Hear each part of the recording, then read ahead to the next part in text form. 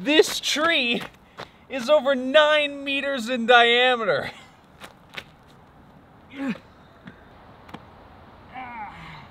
Wow. How do I get down?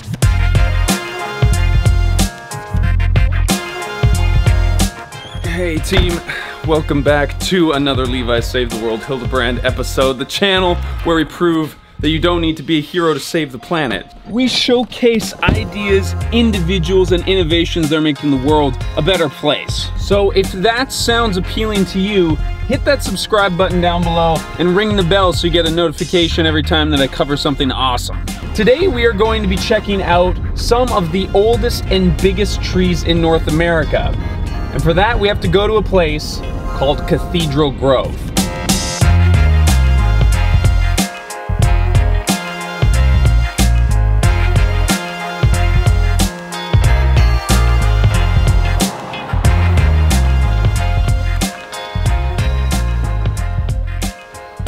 Now, these giant trees that you can't really see behind me here are not common. And that's because we logged the heck out of them. European settlers basically made it their objective to log as much of these forests as they could, and today we're left with only 4% of what was once here. So right now I want to take a moment to acknowledge that this video is taking place on traditional unceded territory here on Vancouver Island, to which the Indigenous people's relationship continues to this day. In fact, these lands were sustainably managed for thousands of years by the Indigenous peoples. But the reason why we are here in Cathedral Grove is because this forest has remained standing in part because of tourism. And it's pretty easy to see why.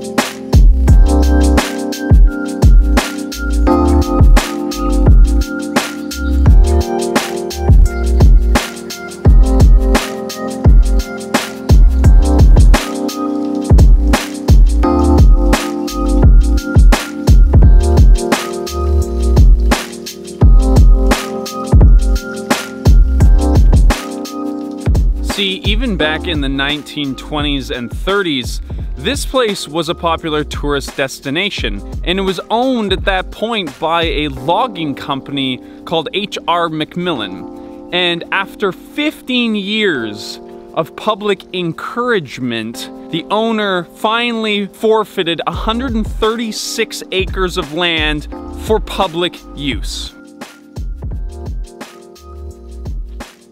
So while we typically think about environmentalist movements as sort of the blockades and the protests, very successful tactics that have helped preserve places like the Walbrand Forest, which I will be making a video about soon, this place was preserved because people really connected with the trees and they wanted to go see them more. Today, over 1 million tourists drive here to see these giant trees and learn about their unique role in the local ecosystem. For many of the people that are here, this might be the first and maybe the last time that they get to see real old growth forests.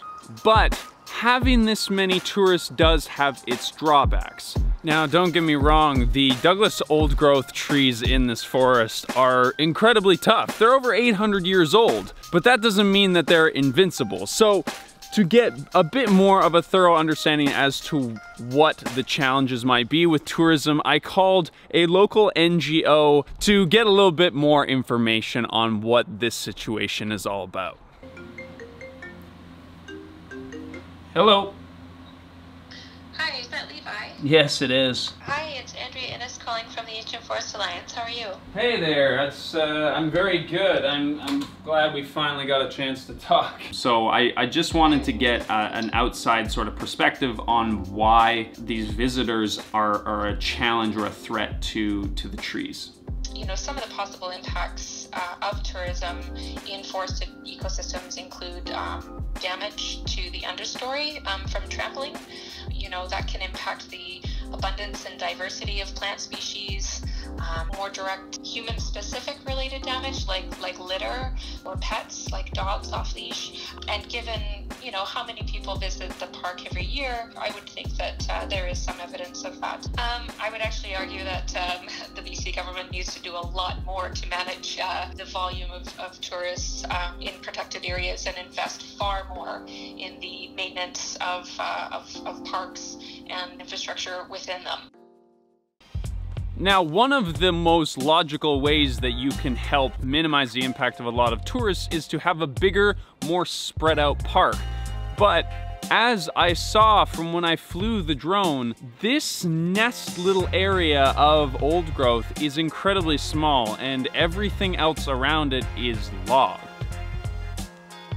One of the main reasons why forests get cut down instead of preserved is because to our economic system, they're of more value as lumber than they are as trees. Tourism flips this idea and proves that you can make money and gain economic value from these trees left standing. But it does mean that you have to then support the natural ecosystem with this influx of human activity, and that needs to be properly managed. One example that's very obvious to see is something I saw in the trees around the park, and that's wear and tear around places where people often are reaching and touching these giant trees. This parking lot, along with a lot of the other infrastructure that supports this park, was highly contested and was protested against by a lot of environmental rights groups, saying that basically by making this parking lot, you defeated the whole purpose of protecting the trees in the first place. God, it's so loud out here. But I want to actually ask you if you know of any other conservation methods that maybe I don't know about, because this idea of tourism is really interesting because it works in a number of places all around the world, but it works differently for everyone. So do you have an example of something in your country or in your city where tourism is actually helping to preserve the natural environment? Because I don't know, I'm just nerding out about it right now and I'd love to hear some of your ideas. But in the meantime, if you like this video, you can literally like it down below, and if you subscribe to my channel, then we'll see you in the next one. Thanks for watching. In the meantime, I'm gonna be hanging out with this big pupper. Yeah. Yeah.